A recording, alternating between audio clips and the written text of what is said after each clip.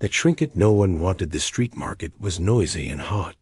Stalls stretched out along the dusty road, each filled with strange items, old tools, broken tech, and useless junk. People passed by, bargaining loudly, arguing over prices. Wow. Some just searched for something interesting. Mark was one of them. He wasn't rich. He was just a mechanic from the outer colony called Briggs Haven. He came to the capital planet once a year for spare parts. But this time he had finished. Early. With nothing else to do before his flight home, he wandered the back alleys of the market. That's when he saw it. Small wooden box sat in the corner of an old alien's table. It was covered in dust, and the items inside looked like trash. But one object caught Mark's eye. A strange metal piece.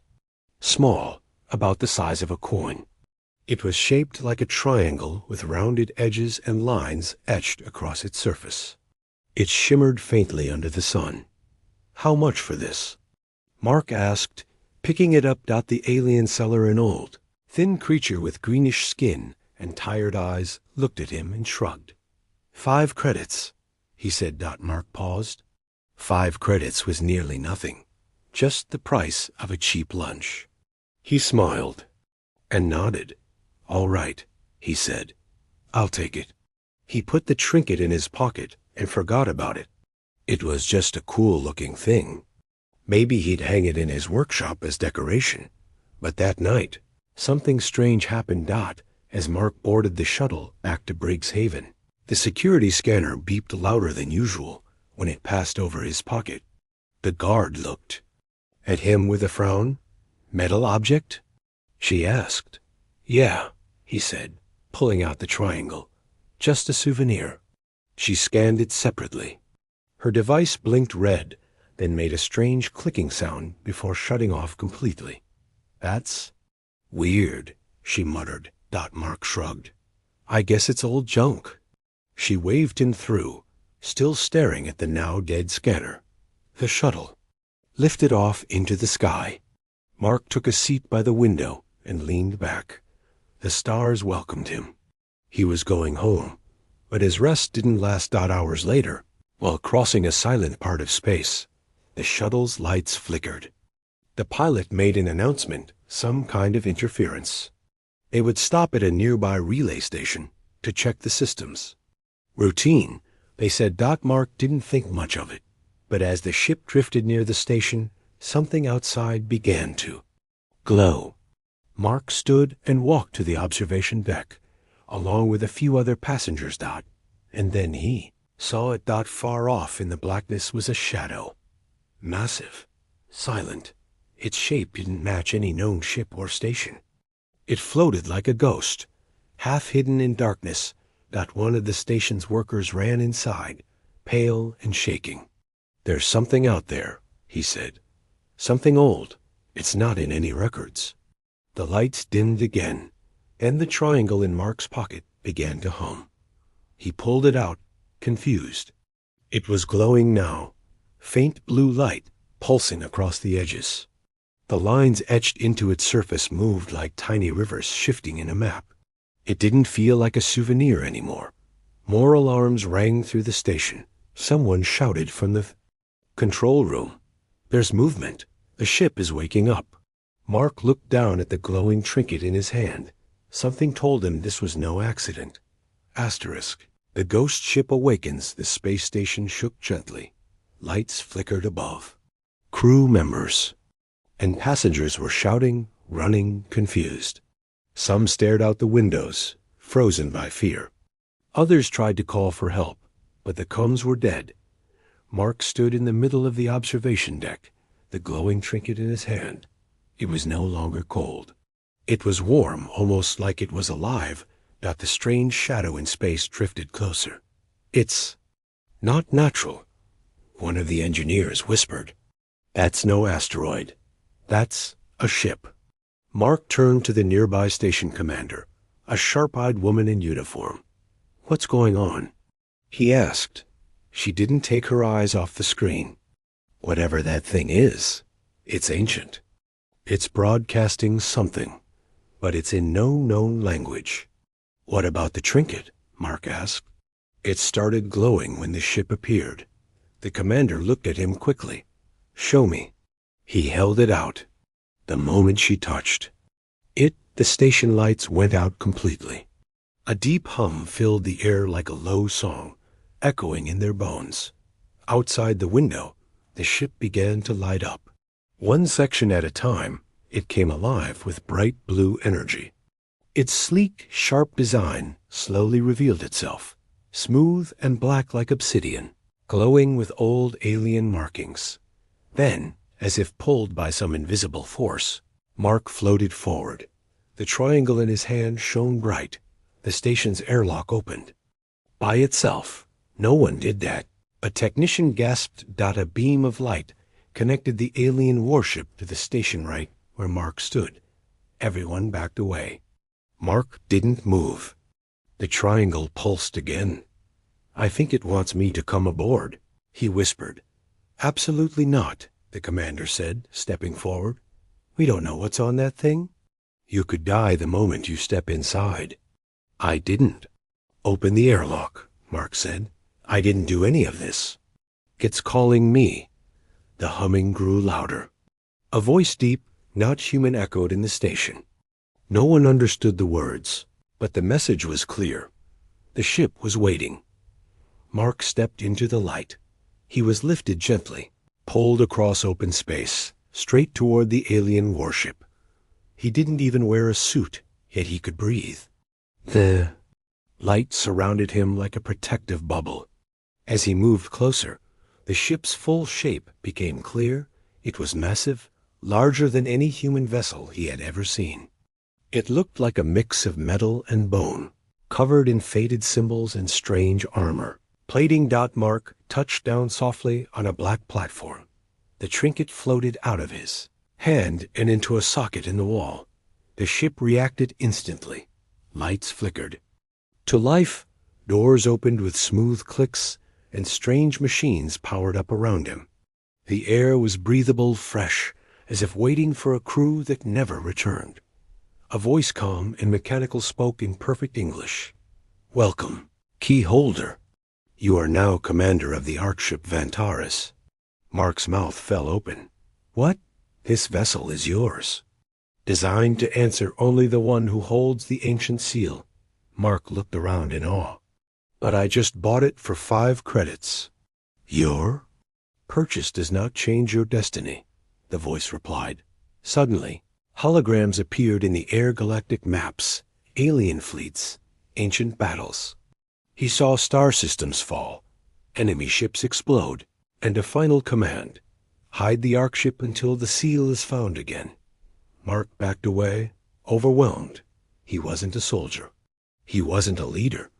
He was a mechanic. But now he stood on a warship that could shake the stars. Back on the station, people were panicking. Some tried to follow, but the ship rejected them. Only Mark was allowed inside.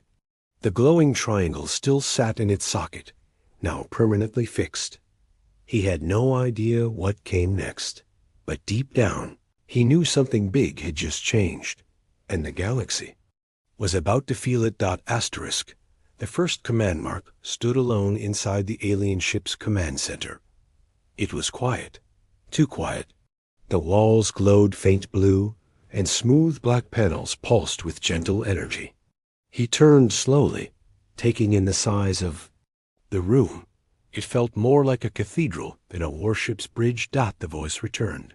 Systems fully online. Weapons active. Defense fields operational. Power core stable. Mark took a shaky breath. I don't even know how to fly this thing. You do not need to fly. You only need to command. Holographic panels blinked into the air. Strange. Symbols turned into human letters. A display labeled Galaxy Map zoomed in on their sector. Another read Ancient Threats. Status unknown. A third displayed a single line. Awaiting orders. Mark stared at it. I didn't sign up for this, he whispered. But somewhere deep inside, something told him he couldn't walk away now. This ship had waited for him. It trusted him more than it should. And he had seen enough war, hunger, and fear out on the edge of the galaxy to know Earth needed something like this. A tool, a protector, a weapon. He reached forward and tapped the command panel. "Take me back to Briggs Haven," he said. The ship answered immediately. "Course set, gravity core stabilizing. Departure in 30 seconds. Back at the space station." Alarms rang again. The alien ship Vantaris turned without warning. It moved with speed and grace no human ship could match. The station's commander watched from the control deck. "He's inside," she muttered. "And the ship listens." To him. Someone behind her whispered, "Do we report this to High Command?" The commander didn't respond. She was still staring out the window, watching the massive vessel vanish in a flash of blue light. Mark felt a shift in the floor. The stars outside blurred. Space folded around the ship as it jumped through subspace. The Vantaris didn't use human jump drives. It moved like a shadow, skipping across light. Smooth, silent, beautiful. And they arrived. Briggs Haven hung below them, his home. A dusty colony on the edge of nowhere. He had grown up there. Fixed old engines. Helped neighbors patch up solar panels. He knew everyone by name. He didn't want to scare them. "Can we land quietly?" he asked. Stealth mode engaged. Descent. Will be hidden from local scans. The warship slowly descended, invisible to the colony's small radar systems. Mark watched through the window as the surface approached. Mountains, dry valleys, wind turbines, solar farms. And the little town he called home. The ship stopped just outside the colony limits, lowering gently onto the ground. No tremors. Number. Lights. Mark stepped out. The trinket floated from the ship and slipped back into his pocket like a living thing. Behind him, the Vantar shut down again, its surface dark and quiet, like it had returned to sleep. Mark walked into town. He hadn't gone far when a voice called out, "Mark, is that you?" It was Nina, a tech shop owner. She looked confused. "You were supposed to be gone another week." "Yeah," he said, rubbing the back of his neck. "Got back early." "On what ship?" He smiled awkwardly. "Let's just say." "It wasn't." "A normal ride." She raised an eyebrow. "You all right?" Mark nodded. "I think I've got something big, really big. Bigger than that junk you usually buy from space markets." He pulled out the triangle and showed it to her. "This little thing? It might be the most powerful key in the galaxy." She laughed. "Sure it is." But Mark didn't laugh, and Nina stopped smiling. She saw the look in his eyes serious, heavy, changed. Something had happened. Something he wasn't ready to explain yet. Later that night, Mark sat alone by a campfire just outside the colony. The ship loomed behind him in the shadows, waiting. He held the triangle again and looked at the stars. "What do I do now?" He whispered. The stars didn't answer. But deep in the dark sky above, something else had woken up, and it had also felt the Vantaris return. Signals in the dark. The next morning, Mark woke to strange sounds. He had fallen asleep near the Vantaris, using an old blanket and a crate as a pillow. Birds chirped in the dusty valley, but another noise had joined them, a low, pulsing hum, like a distant drumbeat coming from the ship. Mark stood up quickly and turned toward the Vantaris. The ship was glowing again. He walked closer, and the triangle in his pocket warmed up. As he reached the main door, it opened slowly with a hiss. The same mechanical voice greeted him. "We have detected incoming signals. Long-range alert. Coded messages in pre-collapse format." Mark entered the ship and hurried to the command center. "What kind of messages?" he asked. "Probes launched long ago have reactivated. Someone or something is scanning for the Ark ship." The search pattern is spreading fast. Mark frowned. They're looking for you? Affirmative. Estimated origin. Hostile survivors of the old war. The hologram displayed a star map. Red dots spread from one side like a virus, sweeping across systems near human space. Mark stared at it. Is Earth in danger? If they find us first, yes. He took a deep breath. Can we stop them? We have the weapons. But you must choose when to act. Mark didn't answer right away. He had fixed broken engines all his life, not led wars. But something in him felt steady now, as if the ship's calm voice gave him courage. He had no choice but to become something more. I need help, he finally said. People I trust. Not soldiers, thinkers, builders, real people. Understood? Select your crew. Mark left the ship and walked back into town. By noon, Mark had gathered 3 friends inside Nina's shop. Nina stood behind the counter, arms crossed. Beside her sat Ben, a former comms technician, and Mara, a young genius who used to rebuild drones from scrap. They listened as Mark told them everything. At first, they thought he was joking. Then he led them to the ship. Asterisk when they saw the size of it, when they stepped inside and heard the alien voice speak their names in perfect English. None of them laughed again. All right, Nina said. What's the plan? Mark showed them the star map. Someone is searching for this ship. I think they want to destroy it or use it. Either way, they're spreading fast. Ben frowned. And you want to stop them? No, Mark said. I want to beat them to it. He pointed to a far section of the map deep in uncharted space. What's out there?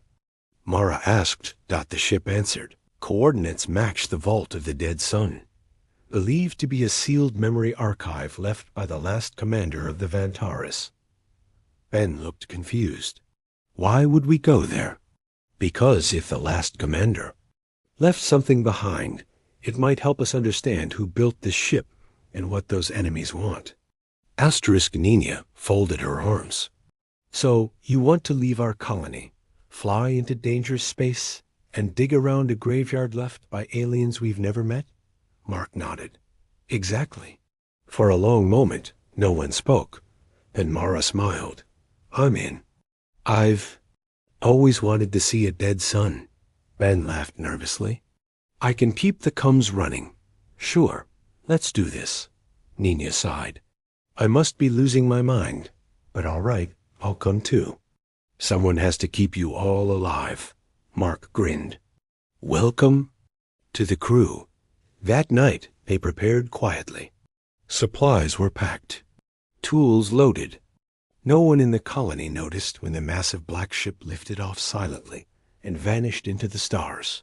But far away, in the cold depths of space, something did notice. Asterisk inside a broken, rusted dreadnought floating in darkness, red lights blinked. Creature of metal and flesh opened one glowing eye. The Ark ship has moved, it whispered. Prepare the hunters. Asterisk the vault of the dead sun, the Vantaris, sliced through space like a ghost. Faster than any human ship, smoother than any known engine, it didn't leave trails or signals. It moved in silence. The only sound inside was the low hum of power and the quiet conversations of its new crew. Mark stood on the bridge, staring at the holographic map. The vault of the dead sun was near. They had traveled through 6 unmarked systems already, each one empty, cold, forgotten. Now, they approached a system that wasn't listed on any human map.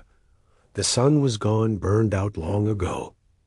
All that remained was a giant black sphere, pulsing with soft light. Around it floated pieces of shattered moons and dead ships. At the center was a tower-shaped structure, made of dark metal and floating above a fractured planet. That's the vault, said the ship's voice. Mara leaned closer to the display. No way this thing stayed hidden by accident. Ben shook his head. No radio signals, no heat. Not even debris movement. It's like everything here, died, and stayed dead. The Vantaris slowed. Warning, unknown energy readings detected. Approach with caution. Mark looked at his crew. We're going in. They boarded a smaller shuttle stored inside the Vantaris. It launched smoothly, carrying the 4 humans toward the vault. The structure grew larger as they approached, taller than any building they had ever seen, shaped like a tower made of bones and black crystal dot as they neared the surface. The triangle in Mark's pocket glowed again. It's responding, he whispered. The shuttle touched down gently on a wide platform. No wind, no noise, only cold silence. They stepped out. The air was thin but breathable. The ground beneath their boots felt heavy, like the gravity was pressing against them harder than normal. The vault door was shut tight, but as Mark stepped forward, the trinket glowed bright, and the door creaked open with a deep groan. Inside, the halls were lit by blue flames that hovered in the air. Symbols danced along the walls, shifting as they passed. The crew walked slowly, cautiously. Their voices echoed strangely, like the building itself was listening. Then they reached a chamber, a round room with a large crystal at the center. Inside the crystal floated a humanoid figure, tall, armored, and perfectly still. Mara gasped.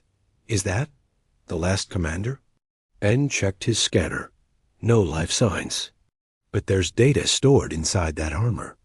Mark stepped forward. The trinket pulled itself from his pocket and flew into a socket in front of the crystal. The room flashed dot then. The crystal spoke. Commander Mark, welcome. I am Echo, memory construct of the last keyholder. You now command the last weapon of the ancient alliance, the Arkship Vantaris. Mark blinked. You know my name? The seal binds past and future. You were chosen the moment. You touched the key.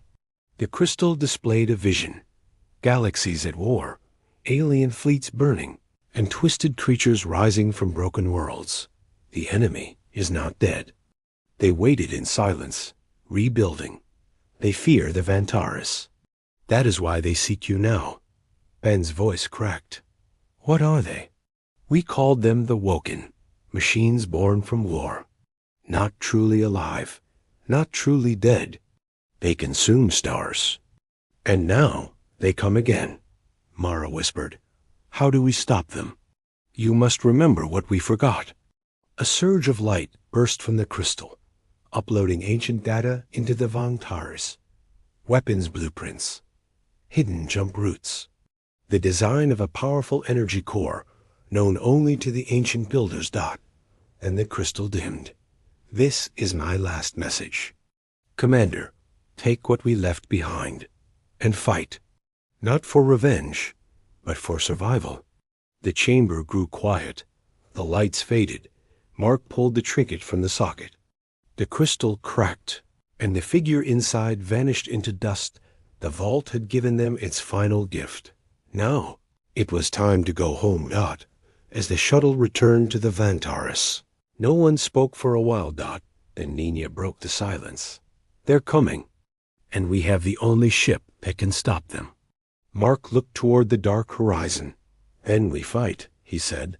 But far behind them, deep in the void, something had already awakened. The hunters had locked on to the Vantaris, and war was coming.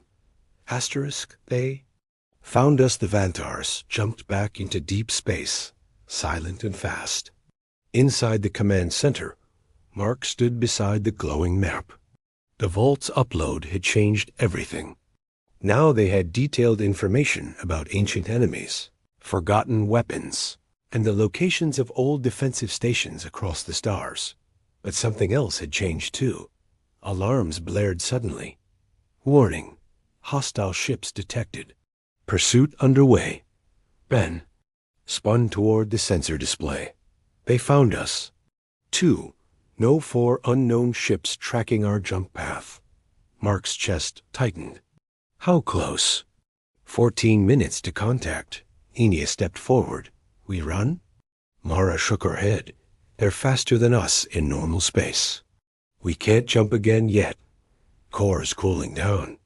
Mark looked at the map, then at his crew. We stand and fight.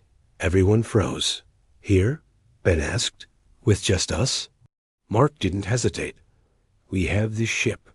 That's more than most. And those things, they won't stop with us. We have to show them what happens when they come hunting. He turned to the console.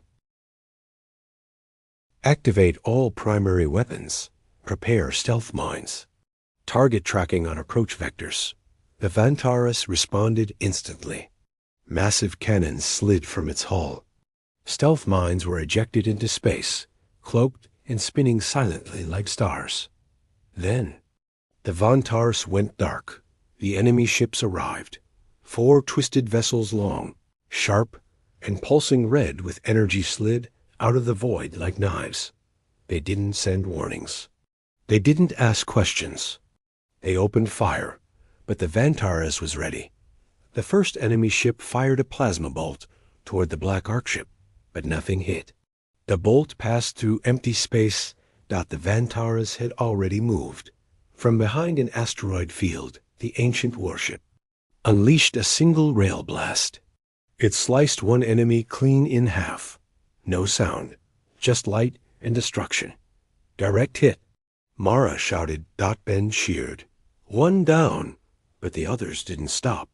2 ships split up and tried to flank. The fourth launched small hunter drones, sharp, fast, glowing red.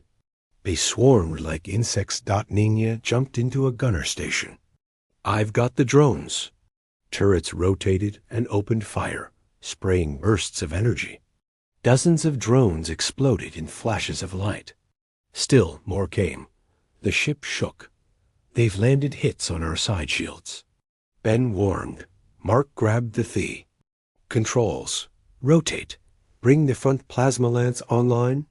The Vantaris spun smoothly, and from its core, a bright beam of white-blue fire surged out, tearing across the battlefield. Another enemy ship was caught in the blast and exploded into spinning fragments. 2 left. Mara called. Suddenly, one of the ships vanished from the sensors. What? Where'd it go? Ben shouted. Cloak detected, the ship's voice said. Enemy using void skin. Tracking heat echo. The lights dimmed. Mark watched the display, breathing slowly. There, he whispered. Below us. The Vantaris dropped. A cluster of stealth mines floated quietly in space. Invisible to the eye, the cloaked ship passed too close. Boom. An explosion lit up the darkness. Fire. Metal. Silence. 3 down. Nina said with a grin. But the last ship had already reached them. It wasn't firing. It wasn't running. It was boarding. Metal claws slammed into the hull. Alarms flared inside. Breach. On lower deck, Ben shouted. They're trying to come inside. Mark didn't hesitate. He grabbed a weapon from the armory wall. A strange alien rifle that had shaped itself the moment he touched it. He turned to the others. Hold this place. I'll stop them. Mara frowned. Mark, what if you don't? Come back? He paused. Then gave a small smile. Then don't let them take the ship. Mark sprinted through the halls of the Vantaris. Lights flashed red. Pipes hissed with steam. The ship felt alive around him, guiding his steps. He reached the lower deck. A hole had been cut in the wall. Black mist poured through. And then they came. Twisted metal creatures, like living machines, with red glowing eyes and long claws. They moved fast, crawling along walls and ceilings. Mark didn't wait. He fired the alien rifle. The blast was silent but powerful. The first machine was torn apart, vanishing in a pulse of blue energy. He moved fast, shooting again and again. The rifle hummed with each shot. Growing warmer. More machines came. He was outnumbered. Then. The trinket glowed in his pocket again. The ship responded. Walls shifted. Floors opened. From the ceiling, automated turrets dropped and fired in sync. With Mark. Within seconds, The entire lower deck was clean. Mark stood, breathing hard, staring at the last smoking machine. He spoke into the com. All clear. Back in the command center, the crew cheered. The last enemy ship, sensing failure, tried to escape, but Mark gave one last command: fire. The plasma lance lit up again, and the final hunter ship was gone. The Vantaris drifted in silence. Had one dot, but Mark knew it wasn't over. They know we're alive now, he said, and they'll be back. Asterisk the message to the stars. The battlefield was quiet. Broken pieces of enemy ships floated in the void, glowing softly as they drifted. In silence, the Vantaris stood unharmed, black and strong, its energy core steady. Inside the ship, Mark and his crew stood around the command center, staring at the star map. 4 red dots had been erased, but dozens more remained. They'll come again, Mara said quietly. Mark nodded. Yes, and not just hunters next time. Nina leaned against the console. So, what now? We can't just fight wave after wave forever. Ben turned to Mark. We need allies. If what we saw at the vault is real, then this galaxy isn't ready for what's coming. Mark looked at the glowing triangle resting in his hand. It was no longer warm. It had gone cold, silent. Its job for now was done. He stepped forward and pointed at a spot on the map. Earth, he said. We go home, the ship's voice answered, course set. Priority signal prepared. The Vantaris jumped again, fast and silent, passing through forgotten systems, glowing nebulas, and asteroid belts. Within hours, they arrived near Earth's solar system. This time, they didn't hide. Mark let the ship become visible. It appeared near Jupiter's orbit, massive, black, ancient, and powerful. Earth's defense network went wild. Hundreds of signals filled the air. Scanners lit up. Fleets were alerted. Warships were scrambled, but the Vantaris didn't move. Inside, Mark activated the message channel. This is Mark Halden from Griggs Haven, he said. I've returned with something old, something powerful, something the enemy wants. He paused, then added, and if we don't stand together, now there won't be anyone left to fight. Hours later, Earth's High Command sent a delegation ship. A sleek cruiser docked with the Vantaris. Its crew boarded nervously, unsure what to expect. But when they saw the inside of the ancient Arkship, its smooth black walls, its living lights, and its human crew, they understood that this was no threat. This was humanity's chance. Mark led the officials to the command deck. He showed them the galactic map, the vault recordings, and the attack from the Woken. Asterisk, an older officer, wearing dark blue and silver, asked, And you believe this enemy is coming here? Mark didn't flinch. They already are. They just started with us. The man stared at the map. How many ships do they have? Ben answered. Too many, and more every cycle. But, Nina added, they're not unbeatable. Not if we use what this ship gives us. Silence filled the room. Then the officer nodded. We'll listen. We'll prepare. In the weeks that followed, everything changed. The Vantaris stayed in orbit over Earth, guarded and studied, but always under Mark's command. A new alliance formed between colonies, human worlds, and even a few alien species who had feared. The Woken in silence. The old enemy had returned, but this time, humanity wasn't broken or divided. This time, they had a weapon, a ship built before history, and a crew no one expected to lead it. Asterisk one night, Mark stood alone on the viewing deck of the Vantaris. Stars blinked beyond the glass, and Earth rotated slowly below. Footsteps approached. It was Mara. They're calling us the lost ship's crew down there, she said with a smile. Mark chuckled. Better than the junkyard idiots. She leaned beside him. You think we'll survive this war? Mark was quiet for a long time. Then he answered, I don't know. But I do know this. He reached into his pocket and held up the triangle once more. I bought this for 5 credits, just because it looked cool. Mara smirked. Best 5 credits ever spent. He smiled to Dot and looked up at the stars and whispered, "Let them come. We're ready now." The end asterisk.